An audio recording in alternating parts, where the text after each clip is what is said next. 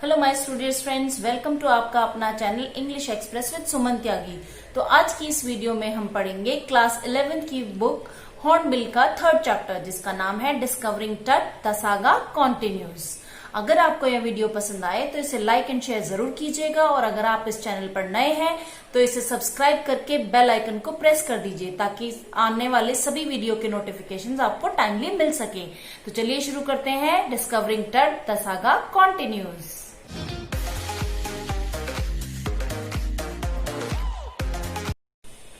Discovering Tut, the saga continues. It is written by A.R. Williams. As the title of the chapter is indicating that we are talking about a person whose name is Tut. यहाँ पर मैंने starting में ही दो नाम दिए हैं, तुतनखामुन and तुतनखेटन. These are the two names of the same person to whom we are calling Tut. और अगर हमें टट के बारे में जानना है तो हमें 3300 ईयर्स बैक जाना पड़ेगा। तो ये जो स्टोरी है, ये स्टोरी है इजिप्ट की। Tut was an Egyptian pharaoh. Pharaoh means king. तो टट जो है वहां पर 3300 ईयर्स बैक एक किंग हुए हैं इजिप्ट में, जिन्होंने जब अपना थ्रोन असेंड किया तो ही वॉज ओनली 9, सिर्फ 9 साल के थे। और in the age of 18, approximately in the teen age, he died. And you can see here 1343 BC to 1325 BC. And as the Egyptian people believe in the resurrection of life, and they believe the life after death, that's why they just mummify the bodies of king or sometimes whosoever are rich people, and they can afford the process of mummification. तो इस chapter के बारे में जानने से पहले सबसे पहले आपको पता होना चाहिए कि ममिफिकेशन का प्रोसेस क्या है. ममिफिकेशन में क्या करते हैं कि जो डेड बॉडी होती है उसके लेफ्ट साइड से एक कट लगाते हैं, उसके जो इंटरनल ऑर्गन्स है, specifically intestine, liver, stomach and lungs, उनको निकाल लेते हैं लेफ्ट साइड से कट लगा के, और उन्हें प्रिजर्व कर देते हैं स्पेसिफिक जार्स में. और जो जार हैं उनके जो फेस हैं या उनकी जो लिड्स हैं, उन लिड्स पर फेस प्रिंट हुए होते हैं, जो कि पर्टिकुलर ऑर्गन का गॉड माना जाता है वहां पर. उसके बाद फिर जो ब्रेन है उसको निकालने का एक स्पेसिफिक टेक्निक है. वो एक रॉड लेते हैं जिसको नोज के थ्रू, नोस्ट्रल के थ्रू एंटर कराते हैं ब्रेन में, और उसको ऐसे स्टर कर देते हैं. स्टर करने से जितना भी ब्रेन का ग्रे मटेरियल है, it changes into water, watery substance. तो वो जो पानी जैसे हो जाता है, फिर उसको नाक के थ्रू, नोस्ट्रल के थ्रू बाहर निकाल देते हैं, जिससे कि पूरी बॉडी एक तरीके से ड्राई हो जाती है और खराब होने के चांसेस कम हो जाते हैं. उसके बाद क्या करते हैं, सॉल्ट से कवर कर देते हैं बॉडी को अप्रोक्सीमेटली फॉर 40 डेज. एंड उसके बाद जो भी वाटर कंटेंट होता है बॉडी को, वो कम्प्लीटली रिमूव हो जाता है. And they just apply some perfumed oil, some chemicals on the body, so that कि जो बॉडी है, स्किन है, वो स्पॉइल ना हो लेटर और स्मेल ना आए. उसके बाद they apply resin on the body. Resin क्या होता है, अब सबसे पहले हमें पता होना चाहिए. जो गम होती है, वो गम जो पेड़ों से सिक्रीट होती है, पेड़ों से निकलती है gummy substance, that is called resin. तो पेड़ों से एक्सट्रैक्ट करके उस रेजिन को अप्लाई करते हैं उस पूरी डेड बॉडी पर, and then they tie it with the bandages. तो उस रेजिन की हेल्प से वो बैंडेजेस जो है वो बॉडी पर चिपक जाती हैं.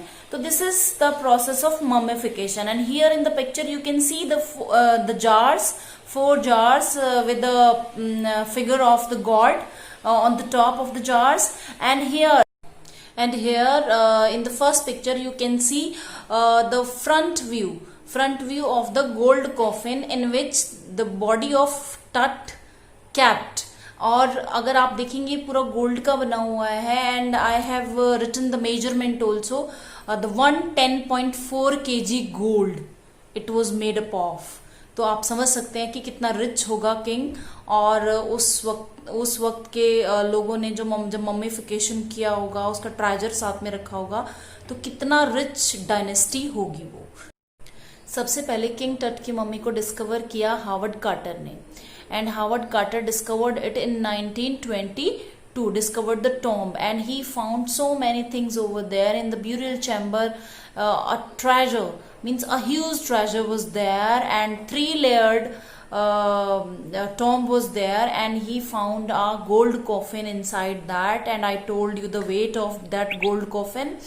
And he wanted to study the reason of death of the king Tut, कि इतनी जल्दी इतनी छोटी एज में उनकी डेथ कैसे हो गई, और बहुत सारी चीज़ों को नोटिस करके उन्होंने ये असेसमेंट किया, ये एनालाइज किया कि उनकी डेथ जो है वो मार्च और अप्रैल के मंथ में उनको बर्ड किया गया है, तो नियर बाय जनवरी फरवरी में हुई है।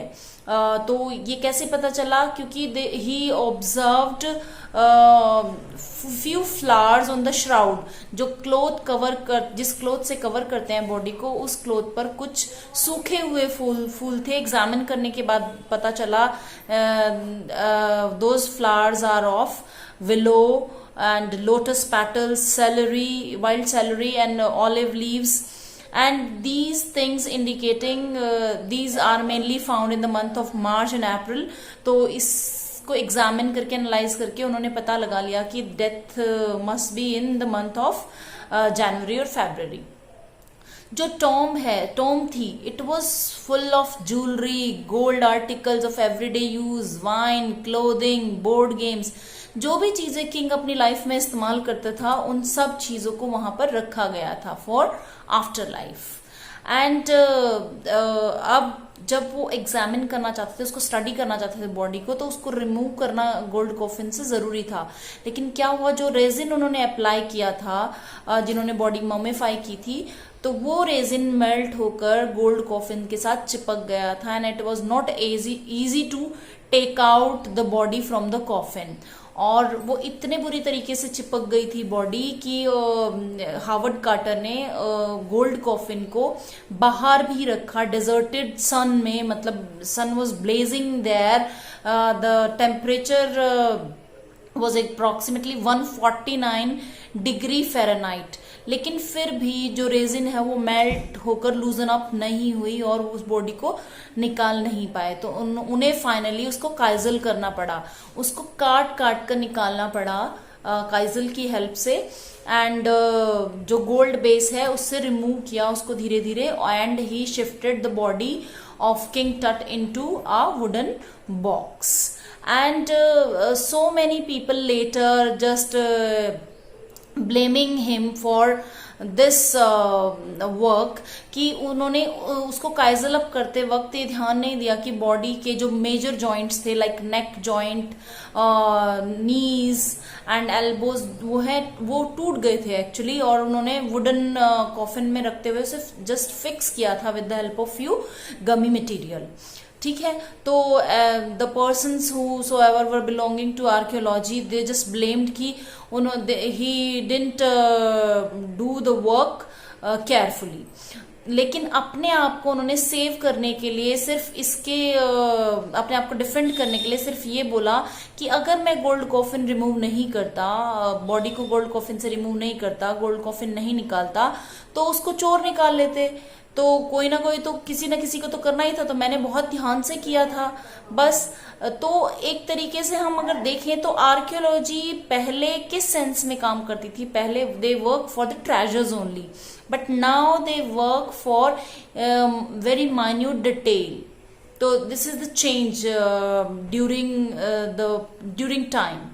And in 1968 an anatomy professor just studied the body of King Tut again, and he found that few breast bone and the front ribs are missing from the body, जबकि जब मम्मीफाई करते हैं तो ribs को नहीं निकाला जाता। तो this was the observation of that anatomy professor।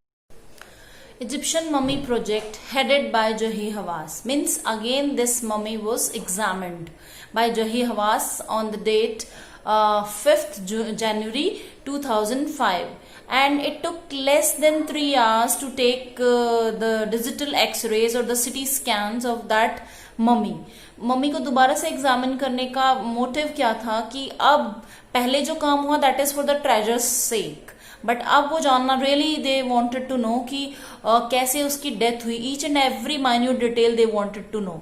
अब जब सिटी स्कैन मशीन पर्सनली वहां पर लेकर जाई गई to execute all that x-rays, digital x-rays, तो बीच में थोड़ा इंटरप्शन हुआ ड्यू टू सैंड ड्यून्स। जो कूलर फैन था सिटी स्कैन मशीन का वो रुक गया। तो उस वक्त जितने भी लोग वहां थे जो असिस्ट कर रहे थे जही हवास को, they were just telling the story कि यहाँ पर लिखा हुआ है कि who so ever will disturb the sleep of king will face the consequences, कि वो एक तरीके से कर्स है। अगर उसकी मम्मी को डिस्टर्ब करेंगे तो सर्टनली उस पर्सन की डेथ हो जाएगी। तो everyone was horrified over there by stopping, means while when cooler fan was stopped, and Jahi Awas was quite tensed at that time, but धीरे से आराम से ही वो चीजें सॉर्ट आउट हो गई और उसके बाद फिर से उन्होंने सिटी स्कैन कंटिन्यू किए। And they took approximately 1700 digital x-rays just to produce a 3D image of King Tut, and they want means team of radiologists, forensics and anatomy professors were sitting over there to discuss each and every point minutely, and they wanted to explore each and every part or every fragment of the body of King Tut. Jahi expressed satisfaction and relief after the scanning process, क्योंकि जब सब लोग कर्स की बात कर रहे थे तो he was slightly horrified by that. And King Tut ahead of his countrymen in death as in life. यहाँ पर उसकी डिग्निटी को जरा बूस्ट किया गया है कि जैसे वो एक राजा था, अपनी लाइफ में स्पेशल था, वैसे ही डेथ टाइम पर या स्टडी ऑफ ममीज के टाइम पर भी वो एक राजा की तरह, किंग की तरह उसकी मम्मी जो है वो सबसे पहले एग्जामिन की गई। And afterwards Zahi Hawass again set the tomb in the same way as it was before, and he was just feeling like that the tomb is guarded by Osiris, the god of afterlife. तो अब next part में हम बात कर लेते हैं dynasty के background की। जो तुतनखामुन जिस डायनेस्टी से बिलोंग करते थे तो उनका बैकग्राउंड क्या है। तो Tut's grandfather Amenhotep III ruled 18th dynasty for 40 years। तो हम बात करेंगे वेरी नियरेस्ट से कि उन्होंने जो किंगशिप अपनी कंटिन्यू की, that is for 40 years।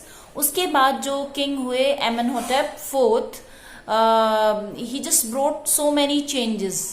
Actually he changed the god, the deity जिसको पूजते थे सब लोग, public and the entire kingdom, and he changed the god. He discouraged the worship of Amun. I have given the king of gods.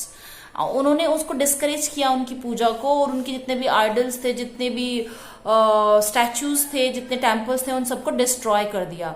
And he was in favour of worshipping Aten. Aten means sun disc. I have given the picture here. He was the means admirer of sun disk, and that's why he changed his name to Akhenaten. Earlier the name was Amenhotep, but now the name is Akhenaten. And in the same way he just moved the religious capital from Thebes to Akhenaten. Akhenaten is another city, now it is called Amarna. And after death of the ruler, means जब Amenhotep IV की death हो गई तो a mysterious ruler was there, the Smenkhkare appear in the scene from somewhere, and he ruled for a short period. And afterwards who ascended the throne? King Tut. And King Tut ascended the throne and restore all the changes done by Amenhotep IV.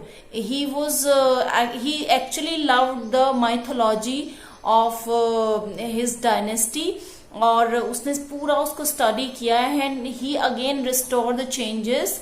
He again announced that we are to worship the god Amun, king of gods, not the Aten, not sun disk.